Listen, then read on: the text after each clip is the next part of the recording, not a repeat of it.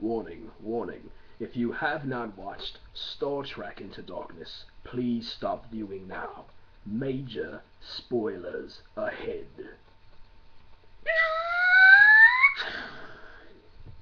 Hey everybody, welcome to the first Star Trek Into Darkness podcast. Yeah, we're on the mothership. Yeah, we're in the galaxy.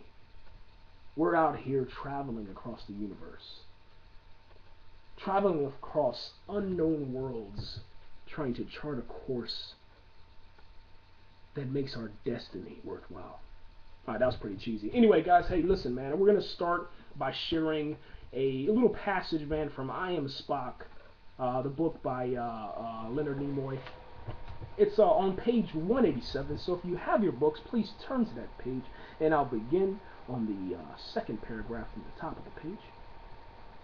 But that day, when he came into the office, with cigar in tow and his theatrical mannerisms, I confessed I was nervous that this would be a tough meeting.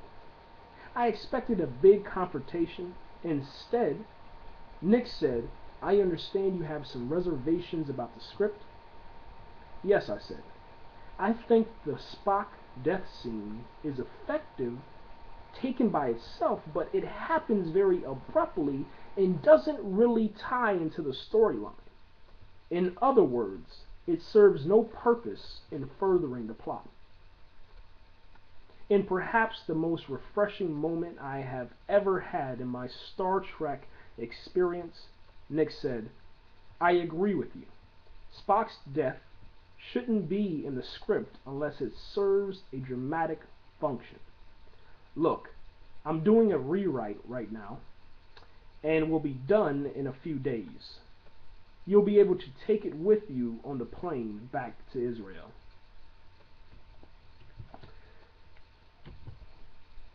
Captain Kirk dies. He dies, but he's resurrected. He dies, he's resurrected, but we knew that was going to happen almost, I guess, 15 minutes before it happened. About 15 minutes. As soon as we were introduced to Harrison, who's Khan, as soon as we were introduced to Khan, we are told about this Superman, this supernatural being, this, I don't know, superhuman strength person. And then we are seen with a scene by the great doctor, the real McCoy, okay? Real McCoy, man, grabs some blood, okay, in this Avengers scene. It was straight up out of Avengers too, man. Like, I was really surprised that they actually did that. Very fascinated by that one, because that was like, it was like watching Loki inside of that inside of that like shell thing that he was placed into, you know what I'm saying, that prison to kind of lock him up or whatever, because he was, you know, too powerful. They didn't want him getting around the ship and, you know, taking over the ship or whatever. So that was kind of like a scene right out of Avengers. But yeah, it was very strange seeing that, man. But we see Leonard Bones McCoy, man. We see him grab some blood, put it inside this animal, okay, and then he's like, "Well, I gotta find out what's going on with this. I gotta know the truth."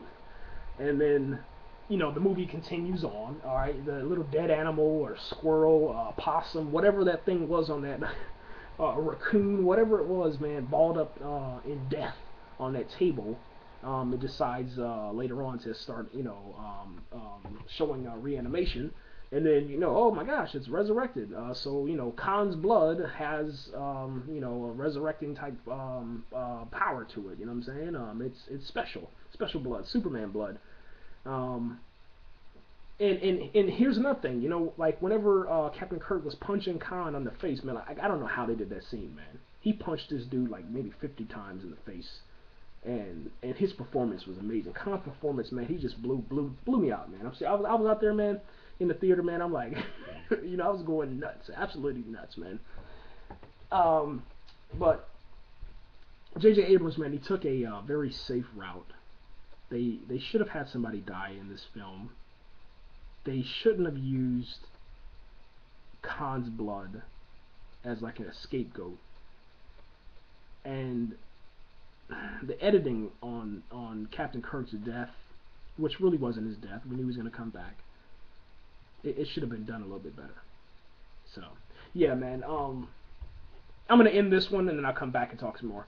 Because I only got like I think 6 minutes to do this. But yeah, 3.7 out of 5 stars. Star Trek Into Darkness. Khan did an excellent job, and I was glad to see old Spock come back, even though that was a cop out too. Young Spock should have never talked to old Spock, and yeah, that's it. We're done.